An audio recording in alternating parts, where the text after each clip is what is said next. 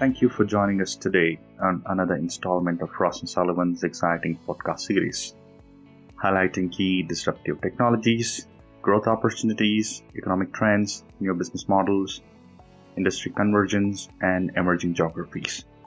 I'm Dr. Suresh Kuppuswamy, Industry Principal with the Transformational Healthcare Research Team, and I will be talking about the growth opportunities in the global Radiology-as-a-Service market forecast to 2023 that discusses the emergence of innovative business models in imaging, focusing on operational, clinical, and financial excellence, driven by the increasing influence of value-based care and sustainable healthcare initiatives in the imaging ecosystem. With the healthcare systems gradually transitioning to value-based care, the imaging vendors across the value chain are positioning themselves as partners in this journey through risk-sharing and outcome-based services without burdening the capital budgets of the providers.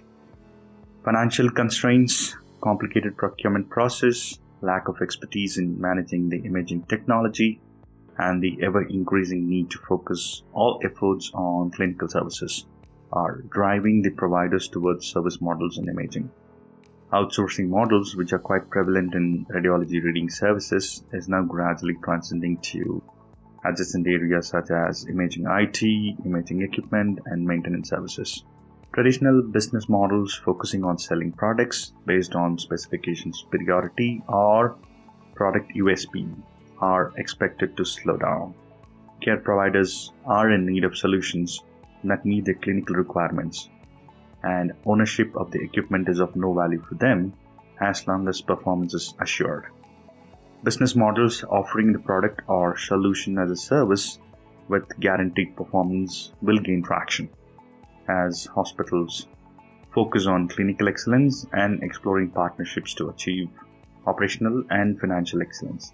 One of the challenges for the vendors is the perceived uncertainty among customers on equipment upgrades and the capabilities to provide satisfactory multi-vendor services.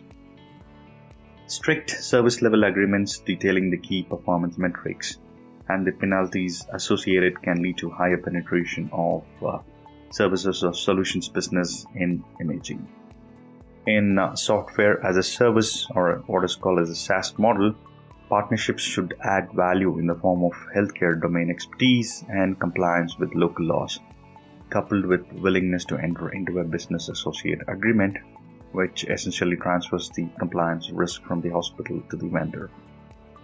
In teleradiology reading services, defined turnaround times, reduced error rates, workflow orchestration, and automation can lead to effective implementation of the program, and the customers will pursue value in shifting from on-site to a teleradiology model.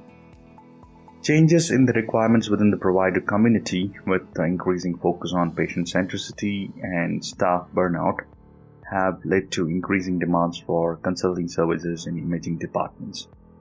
Innovative asset-light models are an excellent proposition for cash-strapped hospitals whose balance sheets are already stretched and may no longer be able to generate funds for an outright purchase of equipment.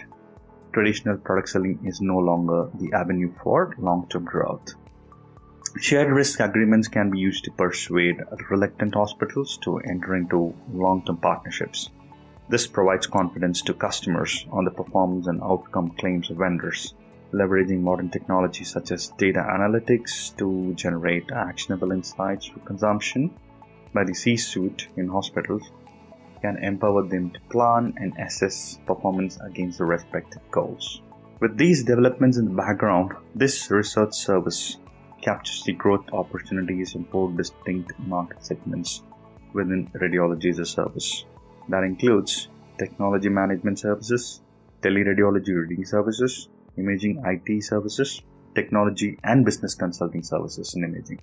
Total cost of ownership and return on investment will be key selling themes in the transitioning from product selling to solution selling. And teleradiology will be a dominant method of image interpretation in the next few years, fueled by the global radiology shortage and improvements in communication and other associated technologies. North America, Europe, and Oceania were the first adopters of new service models in imaging. Higher growth in services, however, is expected to be driven by China and other emerging countries, though the first adopters will still contribute the maximum to the base business.